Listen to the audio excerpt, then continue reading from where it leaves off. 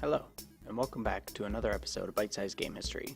In today's episode, we are taking a slight shift in what we would normally be covered, and we'll be covering the history behind the at-times shady video game practice of downloadable content, or more noticeably known as DLC.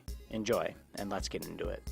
Downloadable content has been around for some time. However, the earliest version of downloadable content was not how we know them to be today, with game creators offering entire titles that you can download from your home console instead of new content. For instance, the Atari 2600 had a game line service released in 1983 allowing users to download games through a telephone line, as well as a service done by Sega called Sega Channel, released in 1993, which allowed for games to be downloaded through a cable line hooked up to the Sega Genesis. The earliest versions of DLC, as we now know them today, were done on personal computers, with user-created mods as well as maps being exclusively distributed online. And in 1997, Cavedog Entertainment started offering new units over time as DLC for their very popular real-time strategy game, Total Annihilation. A year following the release of Total Annihilation, they released DLC called The Core Contingency, featuring 25 new missions and 75 new units. A month after Cavedog released The Core Contingency, they also released Battle Tactics, a DLC which included 4 units, 100 additional missions, and a new experimental way of playing Total Annihilation with less focus on base construction. These were some of the earliest forms of expansions, a staple in DLC nowadays. Now, when it comes to consoles, Dreamcast was the first console to feature online support, having DLC available, albeit limited in size due to connection and memory capacity. Even though Dreamcast support was small in scope and scale, these features were considered a breakthrough in gaming. After the Dreamcast, it wasn't until the release of Xbox in November of 2001, where Microsoft became the second company to use DLC. Xbox Live titles such as Splinter Cell, Halo 2, as well as Ninja Gaiden offered additional content that could be downloaded through the Xbox Live service. Most content, with the exclusion of Microsoft-published titles, offered this additional content for free, something that would not last very long, unfortunately. With the release of the Xbox 360 in November of 2005, Microsoft had decided to integrate DLC content fully into their console, making an entire section devoted to the sale of additional content for games.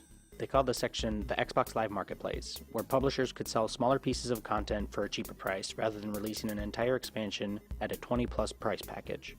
This is also some of the earliest examples of microtransactions, but we will get into that later. With the Marketplace, Microsoft wanted to allow people to not have to fully rely on credit cards or having to worry about banking fees.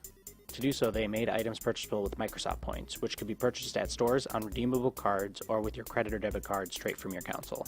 This strategy was later then used by Nintendo and PlayStation with their own respective currencies.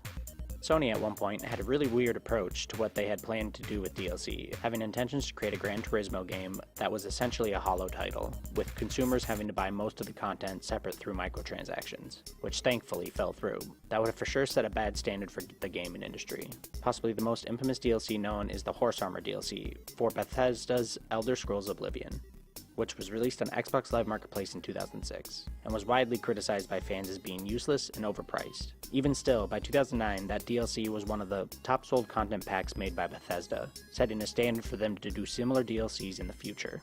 Another example of a crazy situation involving DLC was in the game Rock Band, that released a new song for the game on a weekly basis that could be purchased individually. They did this from 2007 to 2013, and to buy all the DLC for the game, it would cost you $9,150.10. That's insane to think of a game where you had to effectively be rich to play every song they released. One of the biggest DLC concepts that truly upset consumers was on-disc DLC, which was when you bought a game that planned DLC was already mostly on your copy of the game, with some instances of buying the DLC package being solely an activation key to grant you access to the content that was already on the disc. This wasn't always the case with on-disc DLC, however, regardless of how much content was on the original purchase of your game, consumers were not happy. One of the biggest perpetrators of this practice was EA Games, who in recent years has traveled down the most scummy road of business practice in the gaming industry. They, however, were not the only company to do so, with a bevy of other titles doing the same, such as Gears of War 3, Resident Evil 6, Red Dead Redemptions, and many more. Companies have also used another method to sell DLC, where instead of buying every expansion pack for an individual price, you could buy their season pass, which included all the expansions at a slightly lower price than buying them separately. LA Noire was one of the first games to utilize this strategy in 2011, with their Rockstar Pass. The same year, Mortal Kombat had also implemented the season pass option for their fighter DLCs. It wasn't long after that almost every game release had a season pass option to purchase all DLCs. This unfortunately was not always the benefit to the consumer, with some titles putting a large price on content that did not feel justified by the purchaser, putting a bad taste in many gamers' mouths, feeling that they had paid a company early and did not get their money's worth. One of the worst examples in my mind of a season pass / DLC failing to meet the expectations of gamers was that of Destiny, where you spent $35 for a season pass or $20 a piece for the expansions. And then the season passes only afforded you 2 expansions, with you having to pay another $40 the following year for the Taken King expansion. Now the Taken King had done better, however the 2 expansions before it were lackluster, boring, and definitely not worth the asking price. All this was likely due to the publisher Activision, who sits right along EA as some of the worst business practice publishers in the gaming industry. Next on the long line of bad consumer business practice, we have pre-orders. Now pre-ordering itself is not necessarily in the scope of DLC, it however evolved to include DLC, so that is why I've decided to include it in this video. Pre-ordering started as a way to see how many people were interested in buying the game, by electing to put a decided amount of money down before the game's release, ensuring you had copies on release day. It however evolved, or better yet de-evolved, into companies and publishers offering DLC for your pre-order, which led many people to believe that the content they were offering for your pre-order is just content removed and repurposed for the sake of pre-orders. On top of that, there are examples of developers not ensuring the game is in a quality state upon release since they had already ensured your pre-order. Considering especially nowadays, with the digital being much more prevalent, there is effectively no reason to pre-order besides to support a bad business practice that will always bite you in the butt in the end. I searched for some time and I could not find a definitive date for the start of incentive pre-orders. If any of you have this information, please share it in the comments down below. Now we have made it to the pinnacle of de-evolution of DLC. If you have a weak stomach, leave now. Microtransactions. Yes, the god-awful practice of DLC through microtransactions. Like I had previously mentioned, microtransactions have been around for some time and is a huge part of DLC as DLC has changed through the years. Regardless, it is in large part considered bad business from the consumer standpoint. Now don't get me wrong, microtransactions can be completely acceptable, and actually good. For example, in cosmetic purchases. I do not believe there are many people yelling with torches for the optional purchase of camos, outfits, or anything to that effect. There are some games that this is their entire revenue stream, like Fortnite, where they release the BR for free and then offer downloadable cosmetic purchases. Regardless of how you feel about Fortnite, this kind of practice is not all that bad. Now with every potential good comes a potential bad, and in this case, really bad, with some companies pushing this a bit further by not only using microtransactions to buy downloadable cosmetics, but to also sell downloadable content that affects in-game performance.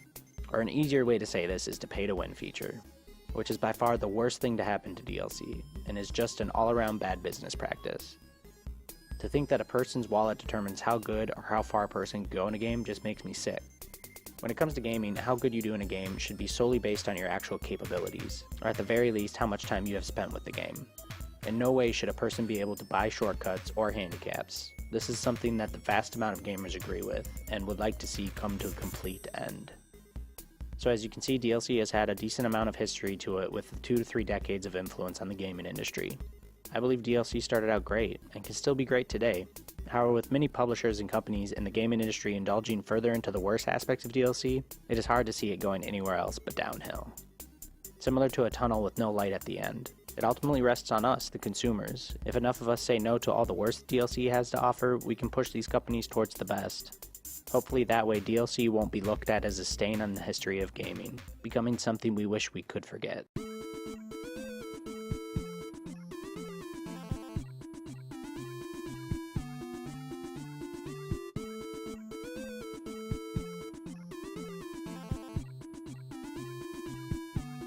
Thank you for watching this episode of Bite-Sized Game History. Please like and subscribe for content in the future. Let me know of anything involving video games you would like to see a bite-sized history done on in the comments down below. Thank you, and have a beautiful day.